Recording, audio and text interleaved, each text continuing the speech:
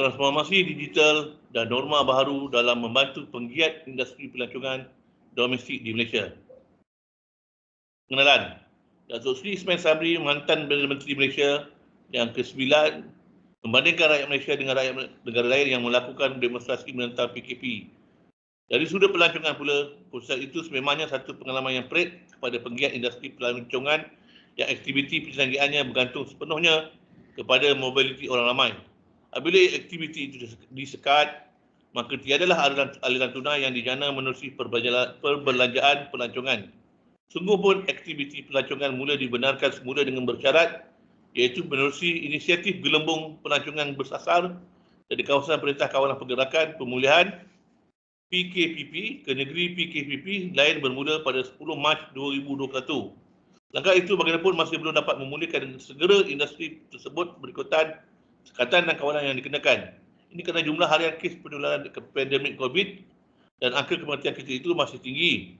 Antara sekatan yang dikenakan ialah menghadkan aktiviti pelancongan hanya kepada pelancong dari kedua-dua kawasan PKPP menggunakan perkhidmatan syarikat pelancongan yang berdaftar dengan Kementerian Pelancongan, Seni dan Budaya (MOTEK), dan pada masa yang sama mereka yang hendak melancong hanya dibenarkan menggunakan perkhidmatan kenderaan pelancongan yang berdaftar dengan kementerian itu. Aktiviti pelancongan juga hanya dibenarkan apabila adanya permit polis diraja Malaysia bagi memastikan tiada risiko jangkitan penularan COVID-19. Kerajaan juga meletakkan syarat bahawa perjalanan perlu diteruskan tanpa berhenti di kawasan Perintah Kawalan Pergerakan Bersyarat PKPB.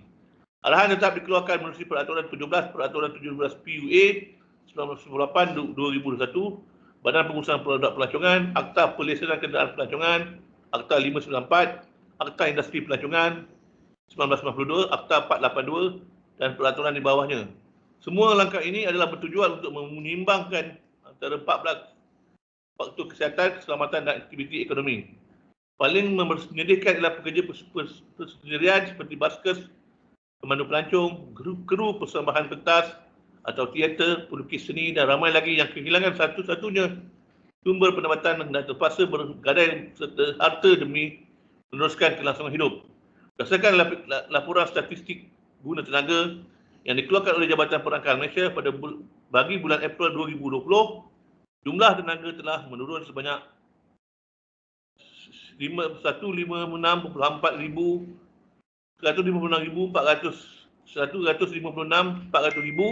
orang atau 1.0% kepada 14,093 juta orang berbanding tempoh yang sama setahun sebelum itu. Data guna tenaga dalam industri pelancongan ini merangkumi 34.5% dalam sektor makanan dan minuman, F&B, 33.4% dalam sektor peranjitan dan 17.4% dalam perkhidmatan khusus pelancongan negara. Metodologi. Kajian ini menggunakan pendekatan kuantitatif. Kajian ini juga turut menggunakan soal sidik sebagai instrumen kajian bagi menjawab persoalan kajian yang berkaitan dengan aspek demografi penggiat industri pelancongan di Malaysia seperti jantina, umur, bangsa dan jenis kegiatan pelancongan. CUA 2011 menyatakan bahawa cara kajian ini adalah salah satu kaedah yang penyelidikan yang bukan eksperimental yang paling popular yang digunakan dalam pelbagai bidang, terutamanya dalam bidang sains sosial. Sebanyak 206 orang penggiat industri pelancongan dari seluruh Malaysia meliputi pelbagai jenis kegiatan pelancongan seperti hotel dan inap desa, perkhidmatan pengangkutan dan makanan, ekonomi, pelancongan, acara perniagaan, business events, 45 kru persembahan pentas, bis baskers, pemandu pelancong dan agensi pelancongan telah dipilih sebagai sampel kajian itu. Soal selidik ini menggunakan Google Form, menggunakan bahasa Melayu dan 20 soalan yang mengandungi 5 bahagian iaitu bahagian A, B, C, D dan E. Bahagian A mengandungi soalan-soalan dengan maklumat demografi, bahagian B merupakan soalan pilihan ya atau tidak. Manakala dari bahagian C hingga E menggunakan soalan skala linear Likert 5 skala, iaitu skala 1 sangat tidak setuju dan ke skala 5 sangat setuju. Ini adalah kedudukan yang peratusan yang boleh diperoleh daripada hasil daripada responden yang menjawab soalan-soalan itu yang dalam kategori berkenaan. Ya, dalam jadual di atas dapat juga dilihat jenis kegiatan pelancongan yang mewakili jumlah tertinggi, iaitu hotel atau inap desa, homestay sebanyak 16%, Ikuti rapat secara perniagaan 15.5%, pemandu pelancong 15%.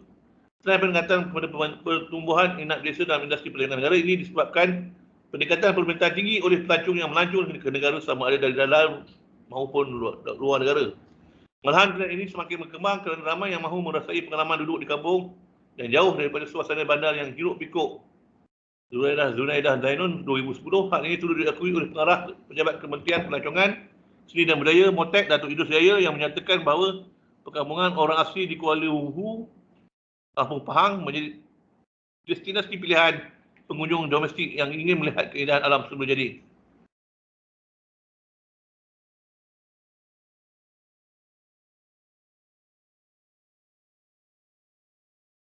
Analisis data. Berdasarkan analisis dapatan dari promosi digital, kita dapat melihat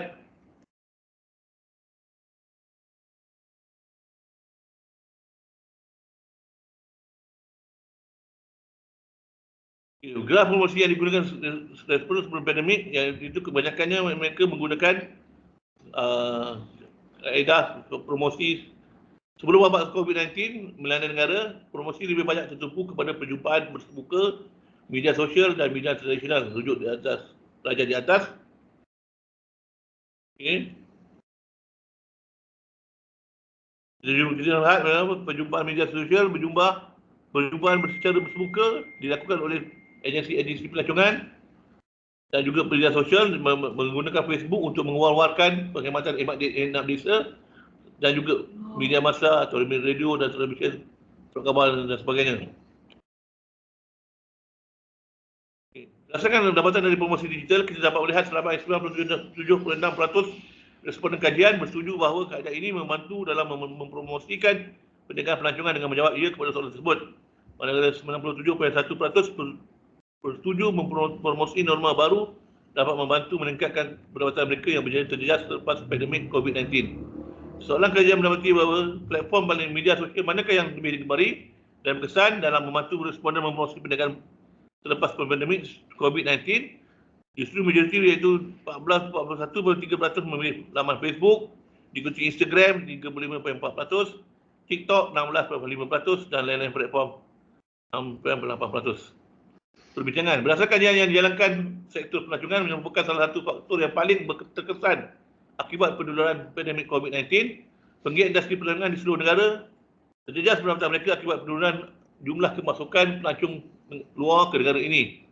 Pelancong domestik pula mengambil langkah berjaga-jaga untuk meneruskan aktiviti pelancongan kerana kebimbangan terhadap penularan pandemik COVID-19 dan kewujudan varian baru.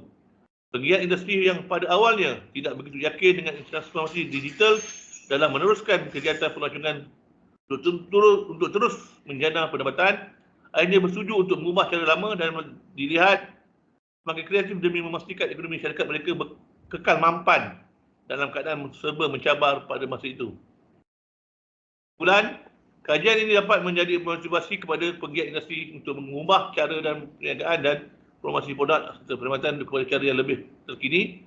Pengkaji merujuk kenyataan Ketua Pengarah Perbankan Produktif Malaysia bahawa masih banyak peniaga dan masyarakat yang tidak yakin dengan promosi dan menggunakan teknologi digital kerana kurangnya pembedahan mengenai cara menambah baik perniagaan mereka. Sebab itulah kajian semua ini boleh menjadi bukti bahawa transformasi digital dalam norma baru menjadi jalan terbaik untuk memulihkan semula perniagaan mereka yang terjejas ketika dilanda wabak berkenaan. Pada perkara yang sama juga diakui oleh Presiden Majlis Pelancongan Malaysia Uzairi Udanis 2022 bahawa penggunaan platform digital mampu menyelahkan keunikan produk dalam negara bagi menarik minat perhatian pelancong antara masa dan tempatan. Meskipun pada ketika pergerakan dah terbatas, kurang-kurangnya promosi digital yang digunakan ketika ini membolehkan pelancong dari negara luar merancang percutian mereka sebaik saja sepadan dunia mulai dibuka. Sekian saja presentasi saya. Assalamualaikum warahmatullahi wabarakatuh.